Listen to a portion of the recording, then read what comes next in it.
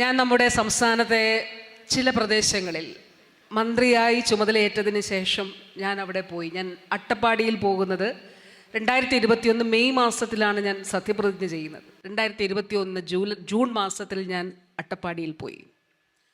കാരണം അന്ന് അട്ടപ്പാടിയെ സംബന്ധിച്ച് എപ്പോഴും കേട്ടിരുന്നത് ശിശുമരണം, ഭയങ്കര ഉയർന്ന ശിശുമരണ നിരക്ക്, മാതൃമരണ നിരക്ക് ഉയർന്നു നിൽക്കുന്നു.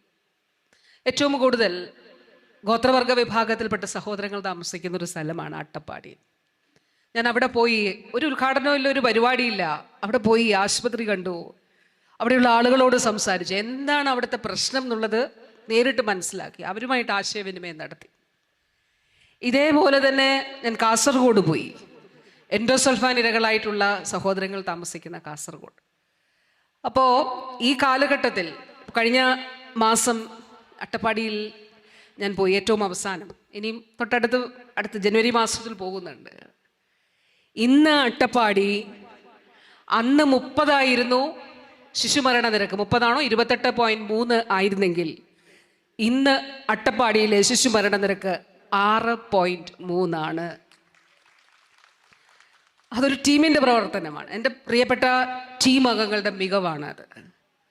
അതോടൊപ്പം പവർ ലോണ്ടറി വരെയുള്ള മുഴുവൻ കാര്യങ്ങൾ, ഒന്നാന്തരം ഗൈനക് വിഭാഗം, ലേബർ ഡിപ്പാർട്ട്മെൻറ്റ്, OT-കൾ, എല്ലാ സൗകര്യങ്ങളും, വന്ന് താമസിക്കാൻ, ഉന്നതികളിൽ നിന്നൊക്കെ ഇവിടേക്ക് എത്തുന്നതിന് വേണ്ടിയിട്ട് പ്രയാസം നേരിടുമ്പോൾ അമ്മയ്ക്ക് അല്ലെങ്കിൽ ഗർഭിണിയായിട്ടുള്ള യുവതിക്ക് വന്ന് താമസിക്കാനുള്ള സൗകര്യം ഉൾപ്പെടെ പവർ ലോണ്ടറി വരെയുള്ള മുഴുവൻ കാര്യങ്ങളും, സ്കാനിങ് സംവിധാനം എല്ലാം ഏർപ്പെടുത്തി അട്ടപ്പാടിയിൽ. വയനാടും കാസർഗോഡും കാർഡിയോളജി ഉണ്ടായിരുന്നില്ല, കാസർഗോഡ് ന്യൂറോളജി ഉണ്ടായിരുന്നില്ല. അവിടെയെല്ലാം വാസ്തവത്തിൽ അത് സാധ്യമാക്കാനായിട്ട് കഴിഞ്ഞു. കാർഡിയോളജി കാത്ത് ലാബ് ആരംഭിച്ചു. വയനാട് കാത്ത് ലാബ് ആരംഭിച്ചപ്പോൾ ആദ്യം ഗോത്രവർഗ വിഭാഗത്തിൽപ്പെട്ട 80 വയസ്സുള്ള ഒരു അമ്മയ്ക്കാണ് ആൻജിയോപ്ലാസ്റ്റി ചെയ്തത്. ഞാൻ ഓർക്കുന്നു, ഇടുക്കിയിൽ ഇടമലക്കുടി, അത് ഗോത്രവർഗ പഞ്ചായത്താണ്, ST പഞ്ചായത്താണ് ഇടമലക്കുടി. അവിടേക്ക് പോയി. വളരെ ദുർഘടമാണ്, കാരണം വനനിയമം കാരണം റോഡ് നിർമ്മിക്കാൻ കഴിയില്ല. ഒരു കല്ലിൽ നിന്ന് ജീപ്പ് മറ്റേ കല്ലിലോട്ടാണ്. അതായത് നമ്മൾ വളരെ വളരെ സാഹസികമായിട്ടുള്ള യാത്രയാണ്. അങ്ങനെയാണ് അവിടുത്തെ സഹോദരങ്ങൾ പോയിക്കൊണ്ടിരുന്നത്. ബഹുമാന്യനായ ഇപ്പോഴത്തെ MP ശ്രീ K രാധാകൃഷ്ണൻ, അദ്ദേഹം മന്ത്രിയായിരിക്കുമ്പോൾ കേന്ദ്രവുമായിട്ട് വലിയ ശക്തമായ ഇടപെടലുകൾ നടത്തി കുറേ വനനിയമത്തിൽ ഇളവുകളൊക്കെ അനുവദിച്ച് കുറേ റോഡൊക്കെ ഇപ്പോൾ നിർമ്മിച്ചിട്ടുണ്ട്. അപ്പോൾ അവിടെ പോയി. അവിടെ ഒരു ഡോക്ടേഴ്സും പോകുമായിരുന്നില്ല, താൽക്കാലിക നിയമനമായിരുന്നു, തസ്തികയില്ലായിരുന്നു. ആരോഗ്യ കേന്ദ്രം നിർമ്മിച്ചു, പക്ഷെ തസ്തികയില്ല. അവിടെ ആദ്യം ചെയ്തത് തസ്തിക സൃഷ്ടിച്ചു. അവിടെ ഒരു ഡോക്ടർ പോകാൻ തയ്യാറായി. ശ്രീജിത്ത് എന്നാണ് അദ്ദേഹത്തിൻ്റെ പേര്. അദ്ദേഹം അവിടെ പോകാനായിട്ട് തയ്യാറായി. ആരോഗ്യ പ്രവർത്തകർ അവിടെ താമസിച്ചു. അട്ടപ്പാടിയുടെ ആരോഗ്യ മേഖലയിലെ ചരിത്രത്തിൽ വലിയ മാറ്റമുണ്ടായി.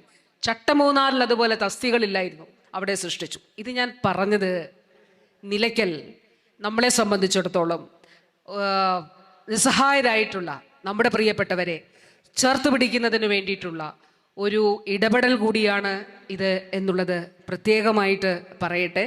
ആ നിലയിൽ എല്ലാവിധമായ ആരോഗ്യ വകുപ്പിന് സാധ്യമായ നിലയിൽ ഇതിൻ്റെ സ്റ്റാൻഡർഡൈസ് ചെയ്ത് ട്രോമ ആൻഡ് എമർജൻസി എന്നുള്ള നിലയിൽ തന്നെ ഇത് വികസിപ്പിക്കുക എന്നുള്ളതാണ് നമ്മൾ ലക്ഷ്യം വെക്കുന്നത്.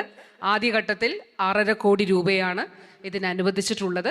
തൊട്ടടുത്തുള്ള ബജറ്റിൽ നമ്മൾ ഇതിനു വേണ്ടി അടുത്തൊരു 10 കോടി എന്നുള്ള നിലയിൽ 4 കോടി രൂപ കൂടി ഇതിൽ കണ്ടെത്തുന്നതിന് വേണ്ടിയിട്ടുള്ള പരിശ്രമം നടത്തും. അങ്ങനെ ഒരു ആദ്യഘട്ട നിർമ്മാണ പ്രവർത്തനങ്ങൾ നല്ല നിലയിൽ പൂർത്തിയാക്കുന്നതിന് നമുക്ക് കഴിയും. ഞാൻ നേരത്തെ പറഞ്ഞതുപോലെ ISMൻ്റെ ആയുർവേദത്തിൻ്റെ ഫണ്ട് കൂടി ലഭ്യമാക്കിയാൽ ഒരു ഇൻ്റഗ്രേറ്റഡ് ഹോസ്പിറ്റൽ സാധ്യമാക്കാനായിട്ട് കഴിയും എന്നുള്ളതാണ്. വാക്കുകൾ ദീർഘിപ്പിക്കുന്നില്ല. തീർച്ചയായിട്ടും പത്തനംതിട്ട ജില്ലയിൽ നമ്മൾ പുതുതായി ആ നിലയിൽ ഒരു ആശുപത്രി തുടങ്ങുന്നു എന്നുള്ളത് നമ്മുടെ ജില്ലയെ സംബന്ധിച്ചിടത്തോളം, ഇവിടെ ബഹുമാനപ്പെട്ട MLA പറഞ്ഞു, പുറത്തേക്ക് പോയാൽ പത്തനംതിട്ട ജില്ല എന്ന് പറയുമ്പോൾ അടയാളപ്പെടുത്തപ്പെടുന്നത് ശബരിമലയുടെ പേരിലാണ്. ശബരിമല ഉൾക്കൊള്ളുന്ന ജില്ല പത്തനംതിട്ട ജില്ല എന്നുള്ള പേരിലാണ്.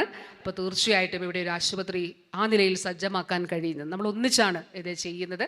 അതിന് പ്രത്യേകമായി നന്ദി അറിയിച്ചുകൊണ്ട്, അതുപോലെ ഡിപ്പാർട്ട്മെൻറ്റിലെ ACSഉം DHS ഒക്കെ ഉൾപ്പെടെയുള്ള എല്ലാ ഓഫീസേഴ്സും പ്രിയപ്പെട്ട എല്ലാവരോടും ഞാൻ അവരെയും കൂടി ഓർക്കുന്നു. ബഹുമാനപ്പെട്ട MLAയോട് ഒരിക്കൽ കൂടി നന്ദി പറഞ്ഞുകൊണ്ട് ഔപചാരികമായി നിർമ്മാണ ഉദ്ഘാടനം നിർവഹിക്കുന്നതായി അറിയിച്ചുകൊള്ളുന്നു. ഒരു കാര്യം, ഇത് നമുക്ക് സമയബന്ധിതമായി പൂർത്തിയാക്കണം. ശ്രീമാർ ഡോക്ടറോട് ഞാൻ ഇടയ്ക്കിടെ വിളിച്ച് ചോദിക്കും, എന്തായി ഡോക്ടർ നമുക്കായോ? DMOട് ഞാൻ ചോദിക്കും, നമുക്ക് സ്ഥലമായില്ലേ, നമ്മൾ പറയാഞ്ഞിട്ടാണോ, നമുക്ക് കിട്ടുന്നില്ലേ?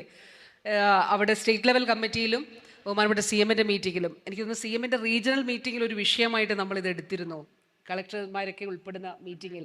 അപ്പോൾ CM തന്നെ പറഞ്ഞു അത് എത്രയും അനുയോജ്യമായിട്ടുള്ള സ്ഥലം കൊടുക്കണം എന്നുള്ളത്.